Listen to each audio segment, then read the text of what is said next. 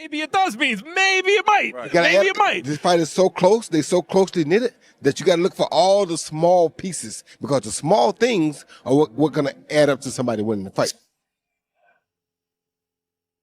And fight a guy who might put him in a dog fight, a real one, for the first time in his career.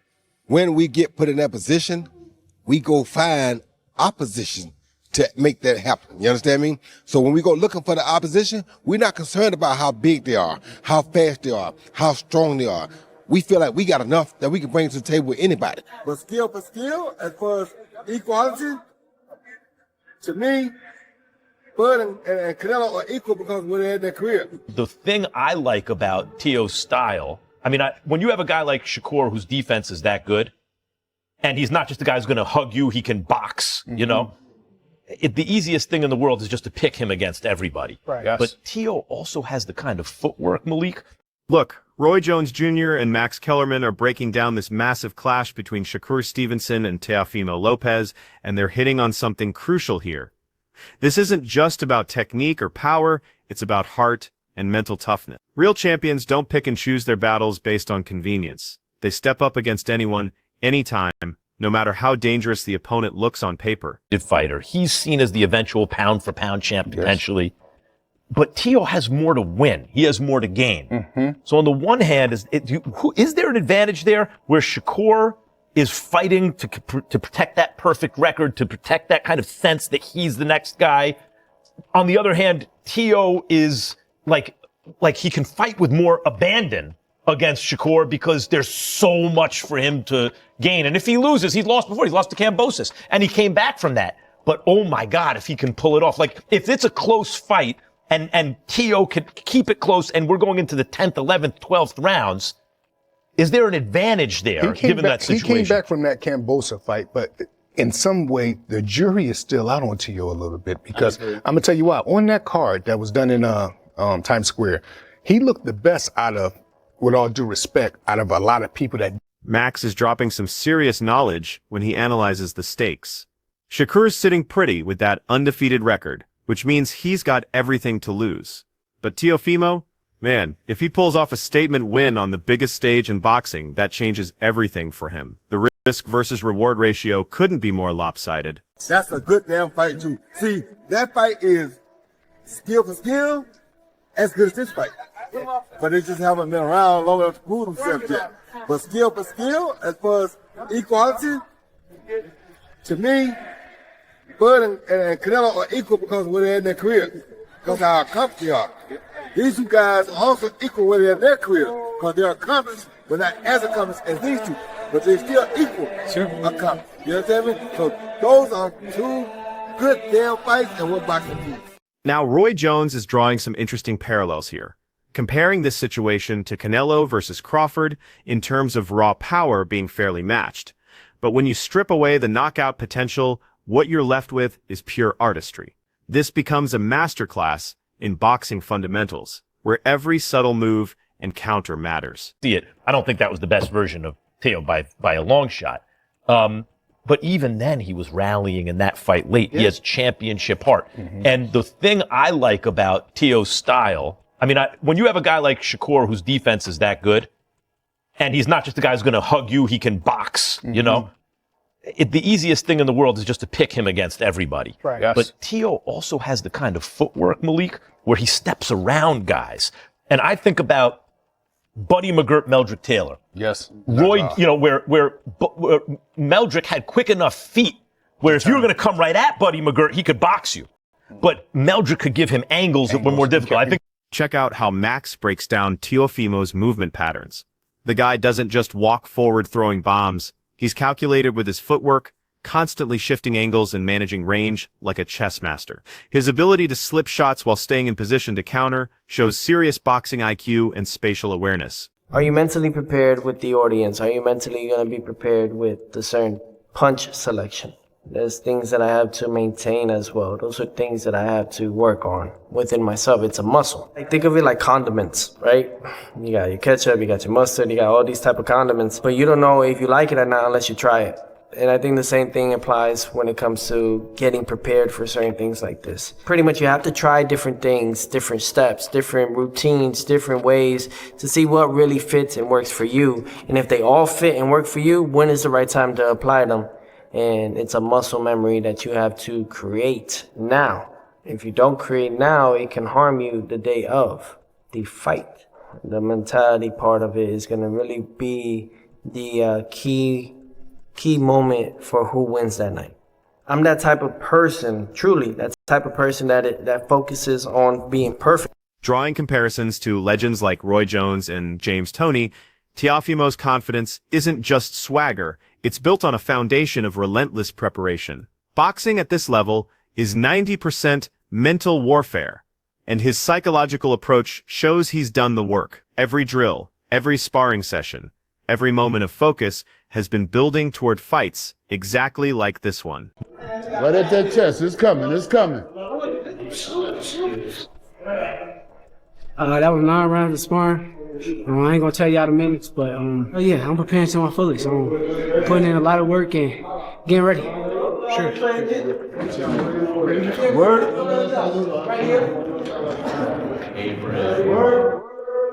Training with Shakur is amazing. A guy like me been knowing Shakur for over 10 years now. The boxing world know that we brothers and we'll never fight each other. And just being around him in his camp, man, it's nothing but positive energy. And everybody wanting to be great. He's like my big brother, man. Like, he is my big brother, honestly. You know, he got all the wisdom in the world, especially when it comes to defense. So he's just making sure I stay sharp on my defense and not getting hit.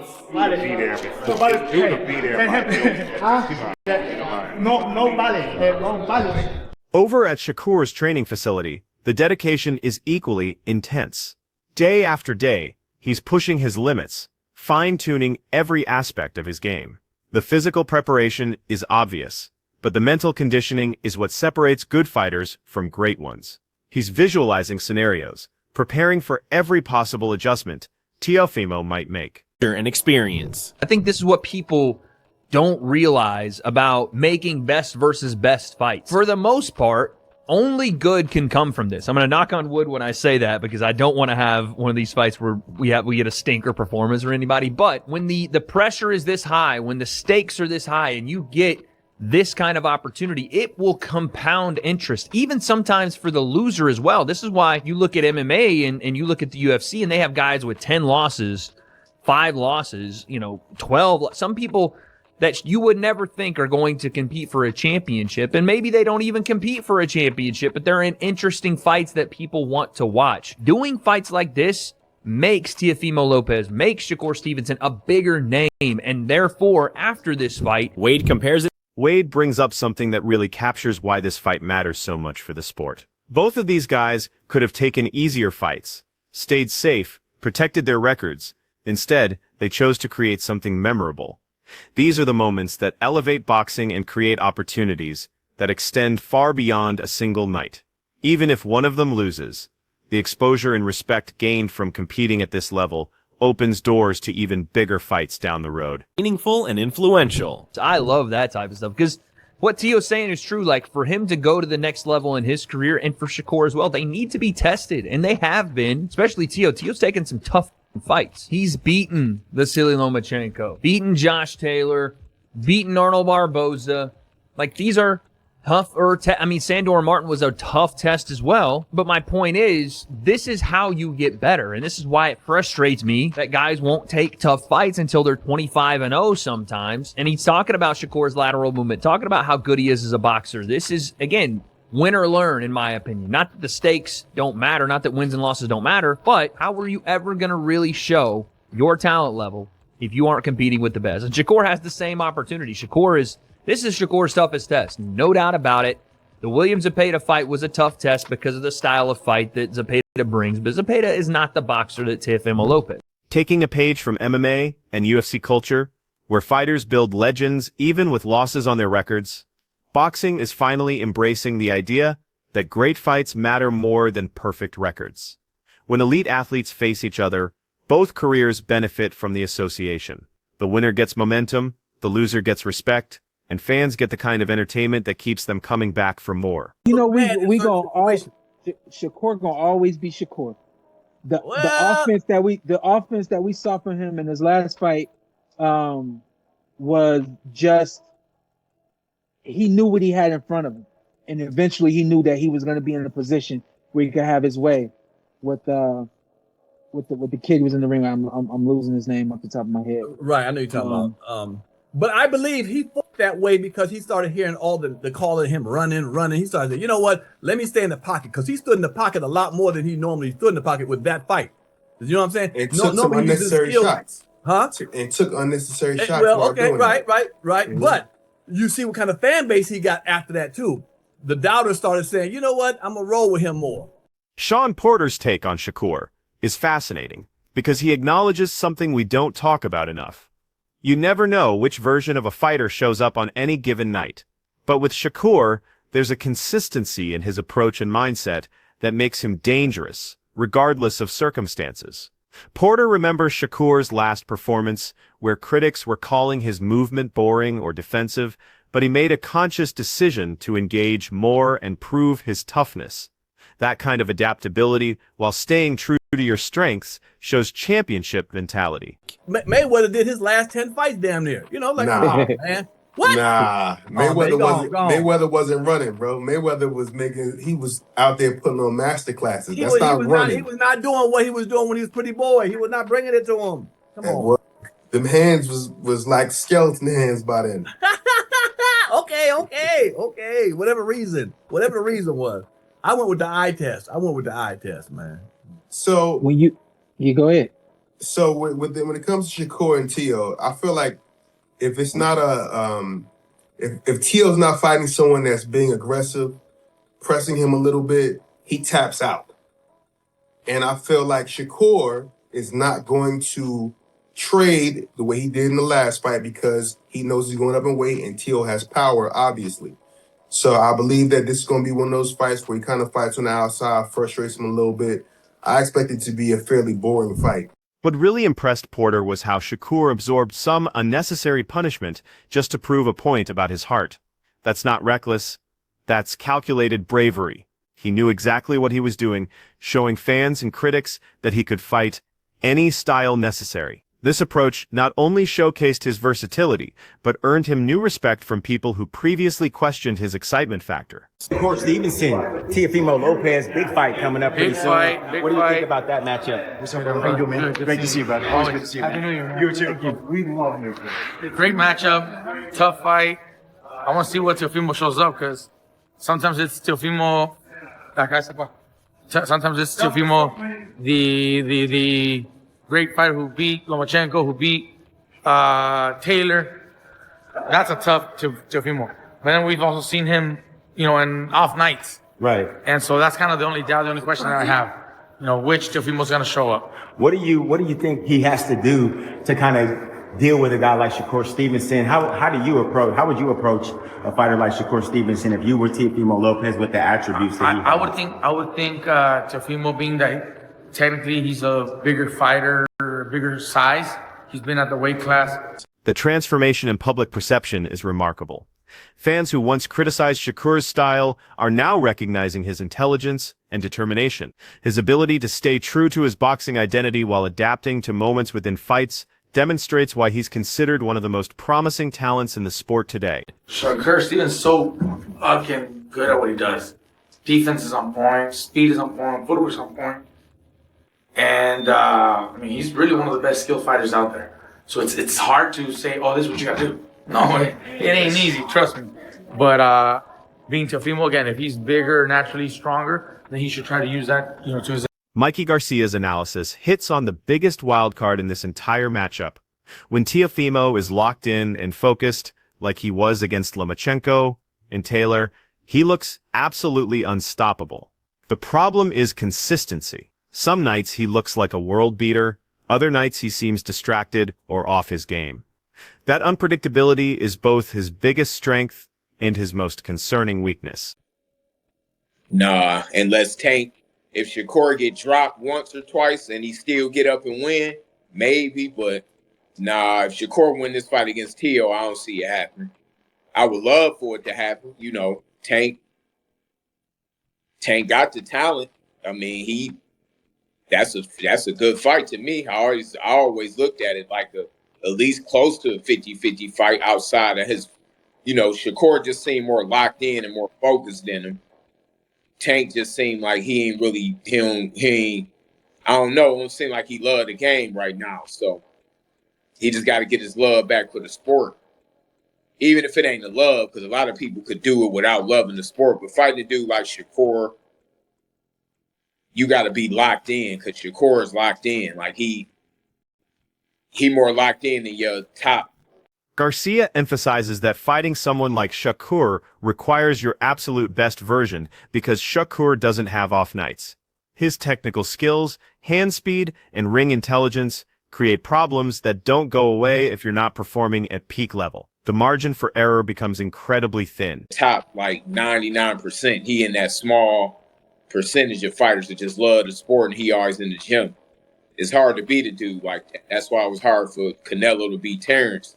As good as Canelo is and as bigger as he is, Terrence locked in. He a gym rat. Shakur's a gym rat. So that's kind of why I give him the edge over Teofimo.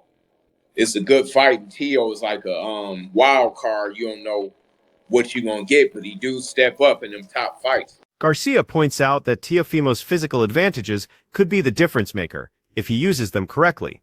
He's been competing at this weight longer, he's naturally bigger, and he knows how to use that size to control distance and impose his will. But Shakur's boxing IQ means he's already thinking 3 moves ahead, constantly making adjustments that neutralize physical advantages. Two guys that represent New York and New Jersey respectively, Teofimo Lopez and Shakur Stevenson getting together. What do you think about that matchup? That's a great matchup, man. Both fighters are great fighters, very talented. Teofimo has had some great performances, great wins. Shakur is also a 3 division champion, going for his 4th. Unbelievable talent. It's a fight where we're gonna see talent from both, but we also have to see heart. That who has that heart to become. Mickey Bay keeps it 100 about what separates good fighters from great ones. While Tank Davis might be able to capitalize if he caught Shakur in a vulnerable moment, beating Teofimo requires a completely different level of preparation and focus. Bay recognizes that Shakur lives in the gym, constantly working on his craft with the kind of obsessive dedication that champions possess. Who plays the better cards, and who doesn't make mistakes, because it's going to be one of those fights where we might not have too much action, but we're all going to be standing up because we want to see who's going to land and who's going to be the one that finds those punches to land. It's a very interesting fight, and they're both in their prime. They're both, that's what boxing is about. We're not Ortiz, Boots, Teofimo, Shakur. They're not waiting till they're 30. That commitment to improvement is what made Crawford so difficult for everyone to deal with, including Canelo-level opponents. Bay sees similar traits in Shakur, that complete understanding of his own abilities combined with an unshakable confidence in his preparation. You look at what do these fighters have in common? Some people say they don't have a strong punch. So, again, I understand showmanship, I understand trash talk, but you don't want to be the boy who cried wolf. That's the point I'm making. You don't want to be the boy who cried wolf. And I feel like with Shakur, we hear it all the time. Even Devin and Clarissa, the other examples that I gave, we do hear this where it's like, I'm going to knock you out, I'm going to punish you, I'm going to stop you. Devin Haney even made a bet with Ryan Garcia telling him he needs to retire in a bet if I knock you out in the first round. Bay's assessment of Teofimo as a wild card is spot on. In big fights, you never know which version will show up, but Shakur's consistency and love for the sport give him a psychological edge. He knows exactly who he is in that ring and how to maximize his strengths while minimizing his weaknesses. When has Devin been known for first-round knockouts against higher-tier, more known names? Same thing with Shakur. And the reason why I say insecurity is because when I look at the biggest punchers that we've seen recently, Gervonta don't really overly do it. He's a real puncher and a real knockout artist, and he don't really play that angle all the time. Like, he'll just be like, just wait. I promise you I'm gonna do this. Same thing with Wilder. Wilder, it was eerie, and I've covered several Wilder fights. It was eerie because he would be like, Bermain Stavern, oh my God. To this day, I can't wait. Like, I promise you, I'm about to, oh my, like, almost like I can't wait for fight night. That's it for today's video. Stay tuned until next time. Thanks. The early rounds might be competitive, but Bay believes Shakur's mental game and preparation will wear down Teofimo over time. When it comes to championship-level boxing, mindset and preparation often matter more than raw talent or physical gifts. Robert Garcia brings up an interesting point about the timing of this fight. Both guys are in their prime, not waiting until the back end of their careers when the stakes feel safer. Shakur is chasing his 4th division title at an incredibly young age, which is almost unprecedented in modern boxing. Teofimo has those statement wins on his resume that prove he can rise to the occasion when everything is on the line. Garcia believes this comes down to ring intelligence and execution, rather than pure athleticism. The fighter who makes smarter decisions, avoids critical mistakes, and capitalizes on the opportunities that present themselves will walk away with the victory. It might not be a highlight reel slugfest, but every exchange will carry weight and keep fans completely engaged. These prime versus prime matchups are what boxing is supposed to look like. Two elite athletes at the peak of their abilities, testing themselves against the highest level of competition available. Garcia knows that fans appreciate this kind of commitment to excellence. The analyst's observation about trash talk potentially masking insecurity is really insightful. Fighters like Haney, Shakur, and Shields catch criticism for not being knockout artists, but their technical mastery speaks louder than any promotional soundbite ever could. When everything gets stripped away, this fight represents a collision of completely different philosophies and approaches. The experts all circle back to the same fundamental truth about championship-level boxing. Success comes from preparation, mental toughness, and the willingness to take calculated risks when the lights are brightest. Teofimo brings that size advantage, polished footwork, and the kind of upside that makes him dangerous against anyone. Shakur counters with discipline, exceptional ring IQ, and the kind of quiet confidence that comes from countless hours of preparation. Those contrasting styles and mindsets are exactly what make this matchup so compelling for boxing fans. This is pure chess at the highest level. You've got power and angles going against precision and timing. One perfectly placed shot, one moment of hesitation, one strategic adjustment could completely shift the momentum. The analysts keep emphasizing that the smarter fighter who makes fewer critical errors will probably earn the decision. That's what makes this fight unmissable.